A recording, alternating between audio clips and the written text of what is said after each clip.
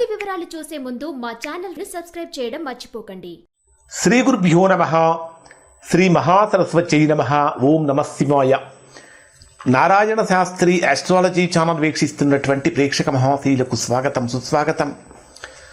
ఈరోజు మనము సెప్టెంబర్ నెల 21వ తేదీ నుంచి 30వ తేదీ వరకు కన్యా రాశిలో జన్మించినటువంటి వారికి ఏ విధంగా ఉంటుంది, ఎటువంటి ఫలితాలు పొందబోతున్నారు, కన్యా రాశి వారికి ఏమైనా ఈ 10 రోజులలో ఆర్థికపరమైన సమస్యలు ఏమైనా రాబోతున్నాయా, మాట్లాడేటటువంటి మాటే ప్రతికూలంగా మారబోతున్నదా, స్త్రీ మూలకమైన సమస్యలు ఏమైనా రాబోతున్నాయా, మొదలైన విషయాలు తెలుసుకుందాం. ప్రధానంగా కన్యా రాశి వారికి ఏ విధంగా ఉందంటే, రాస్యాధిపతి అయినటువంటి బుధుడు మీ జన్మరాశిలో సంచరిస్తున్నాడు. రాస్యాధిపతి అయినటువంటి బుధుడు జన్మరాశిలో సంచరించడం యోగాన్ని ఇస్తుంది. జన్మరాశిలోనే రవి బుధ గ్రహాల కలయిక. ప్రధానంగా కన్యారాశికి 10వ స్థానాధిపతి అయినటువంటి బుధుడు జన్మరాశిలో సంచరించేటప్పుడు ఉద్యోగపరమైనటువంటి విషయాలు అత్యంత అనుకూలంగా మారతాయి. కారణం ఏమిటంటే, రవి బుధ గ్రహాల యొక్క కలయికతో అపారమైనటువంటి జ్ఞానాన్ని పొందడం కోసం చేసే ప్రయత్నం ఫలిస్తుంది.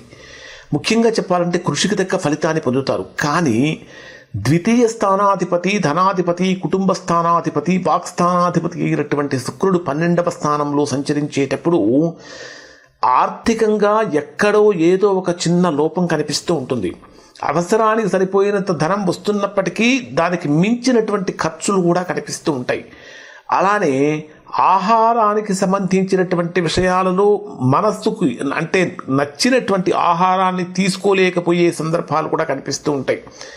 అలానే స్త్రీ మూలకమైనటువంటి అపవాదులు కానీ అపనిందలు కానీ ఖచ్చితంగా కన్యారాశి వారికి కనిపిస్తున్నాయి. కాబట్టి అటువంటి విషయాలలో కన్యారాశి వారు చాలా చాలా జాగ్రత్తలు పాటించండి. మరొకటి ఏమిటంటే, 2వ స్థానంలోనే కుజుడి యొక్క సంచారం కూడా జరుగుతున్నది. ఎప్పుడైతే వాక్స్థానంలో కుజుడి యొక్క సంచారం జరుగుతూ వాక్స్థానాధిపతి అయిన శుక్రుడు 12వ స్థానంలో సంచరిస్తూ ఉంటాడో, మీరు మంచి ఉద్దేశంతో మంచి మనసుతోటి ఎదుటివారికి కొంచెం సహాయం చేద్దాము అనేటటువంటి భావనతో ముందుకు వెళ్ళినప్పటికీ అది మీకు రివర్స్ అయ్యి మరలా మీకే ఇబ్బందికరంగా మారే ప్రమాదాలు ఉంటాయి. అంటే మంచికి పోతే చెడెదురవుతున్నదా అనేటటువంటి భావన ఇక్కడ కన్యారాశి వారు పొందుతారు.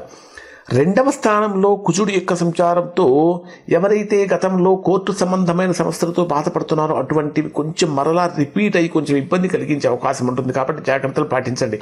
కానీ తృతీయ స్థానాధిపతి అయినటువంటి కుజుడు 2వ స్థానంలో సంచరించేటప్పుడు సోదర మిత్ర సహకారం అనేటటువంటిది బ్రహ్మాండంగా కనిపిస్తుంది అని చెప్పాలి.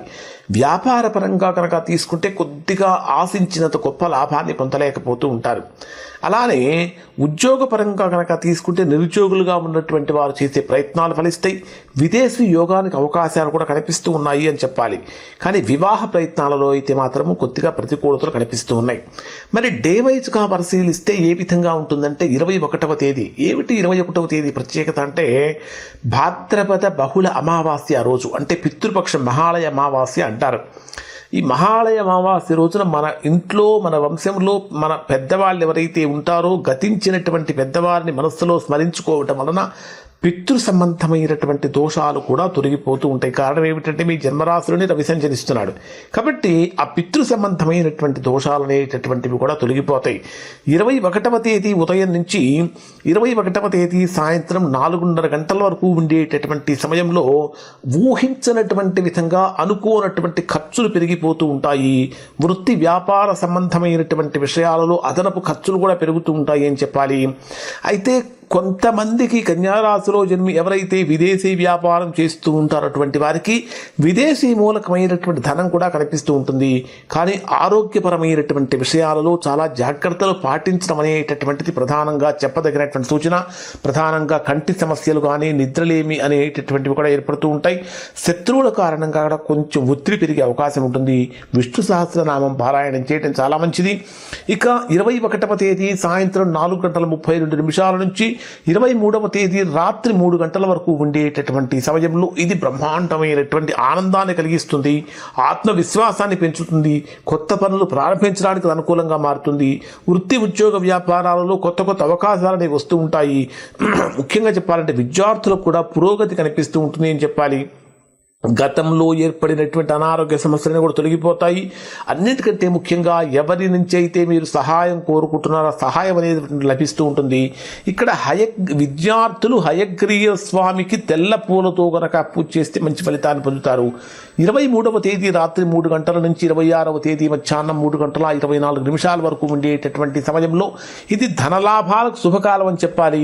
మాటల్లో చాతుర్యం వల్ల గౌరవం పెరుగుతుంది. మాట్లాడేటటువంటి మాటలు చాతుర్యం వల్ల గౌరవం పెరుగుతుంది. కుటుంబపరమైన శుభవార్తలు కూడా వింటారు. వ్యాపారంలో చిన్న చిన్న లాభాలు కూడా వస్తూ ఉంటాయి. అయినప్పటికీ కూడా మాట కంట్రోల్లో ఉండటం అనేటటువంటి చాలా అవసరం. ఇక్కడ మీరు కనక మహాలక్ష్మి పూజ చేయటం వల్ల ఆర్థిక పరమైనటువంటి ఎదుగుదల కనిపిస్తూ ఉంటుంది. 26వ తేదీ మధ్యాహ్నం 3 గంటల 24 నిమిషాల నుంచి 28వ తేదీ రాత్రి 4 గంటల వరకు ఉండేటటువంటి సమయంలో ధైర్యము శ్రమ రెండిటితో కలిసినటువంటి విజయం అనేది ప్రాప్తిస్తుందని చెప్పాలి. సోదర సంబంధాలు మెరుగుపడుతూ ఉంటాయి. దూరమైపోయినటువంటి వ్యక్తుల దగ్గర అవుతూ ఉంటారు. ఖచ్చితంగా ప్రయాణాలు అనేటటువంటివి సూచిస్తూ ఉన్నాయి. అలానే మంచి కృషితోటి స్వయం కృషితో ముందుకు వెళ్ళే అవకాశం కూడా కనిపిస్తుంది అని చెప్పాలి. కొద్దిగా అధికమైన శ్రమతో అలసట కనిపిస్తూ ఉంటుంది. కొంతమంది నమ్మినటువంటి వ్యక్తుల చేతిలో మోసపోయే ప్రమాదం ఉంది కాబట్టి జాగ్రత్తలు పాటించండి. ఇక 28వ తేదీ రాత్రి నుంచి 30వ తేదీ రాత్రి వరకు ఉండేటటువంటి సమయంలో గృహ సంబంధమైనటువంటి విషయాలలో అనుకూలంగా మారుతుందని చెప్పాలి. కొద్దిగా ఇంటికి సంబంధించిన రిపేర్లు కానీ వాహనాలకు సంబంధించిన సమస్యలు కానీ లేదా కొత్త వస్తువులు కొనుగోలు కోసం నూతన అంటే వాహనాలు కానీ ఇళ్ళు కానీ కొనుగోలు కోసం చేసే ప్రయత్నాలు ఫలిస్తాయి. ముఖ్యంగా చెప్పాలంటే విద్యార్థులు అద్భుతమైనటువంటి ఫలితాన్ని పొందుతారు. ఓవరాల్గా కనుక పరిశీలించినట్లయితే కన్యా రాశి వారికి ప్రస్తుతం జరుగుతున్నటువంటి గ్రహస్థితులు కానీ అన్నీ కూడా అంటే ఒక్క శుక్రుడి యొక్క ప్రతికూలత తప్ప మిగిలినటువంటి అన్ని గ్రహాలు కూడా అనుకూలంగా ఉన్నాయి. ఈ ఫలితాలు కన్యా రాశిలో ఉన్నటువంటి ప్రతి ఒక్కరూ కూడా పొందుతారు.